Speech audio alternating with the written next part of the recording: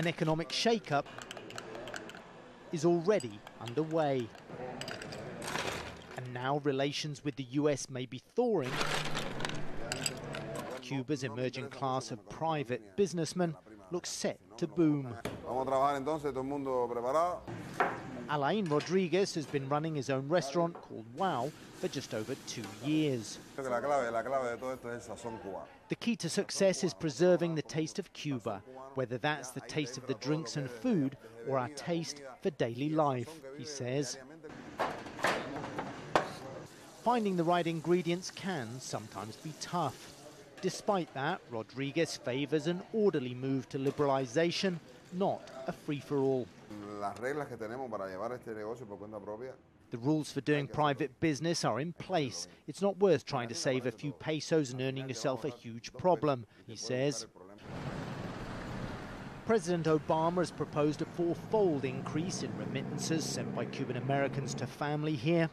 That's partly intended to bankroll new small businesses. A dollar influx and a growth in private enterprise will almost certainly sharpen Cuba's economic class gap. But Rodriguez believes economic reforms and better US relations will not undermine Cuba's socialist political system. If salaries start to rise and more remittances come in, then great. If a family gets a better standard of living, that's great too, he says. Across on the other side of Havana, I'm going to bring you to a very different kind of private business. This one's a nail salon. Indira Hierro says she's scrimped and saved for years to buy 500 shades of polish. She charges around $5 for a high-gloss acrylic manicure. That's an entire week's wage for a state worker. Yo sí pienso que soy de la generación capitalista. I'm one of the capitalist generation. I've never worked for the state, and I believe that the capitalist generation is better than the others, she says. Above her, this sign, Cuba's socialist dream, may be fading. No cash, no nail do. Lo de Fidel y la revolución pasó, ya eso es una historia. All that business of Fidel and the revolution is a very pretty story, but it's got nothing to do with now. Young people want to go to good places, a disco, all expenses paid hotels, and with a state salary you just can't do that, she says.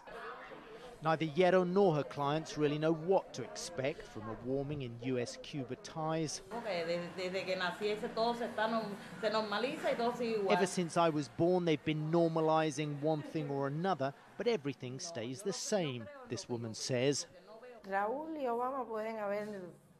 and Obama might have talked about a lot of things, but for ordinary people, everything's just the same. One day good, one day bad, she says. But with every day that passes, she's waging her private battle against the system, one nail at a time. Carl Penhall, CNN, Havana.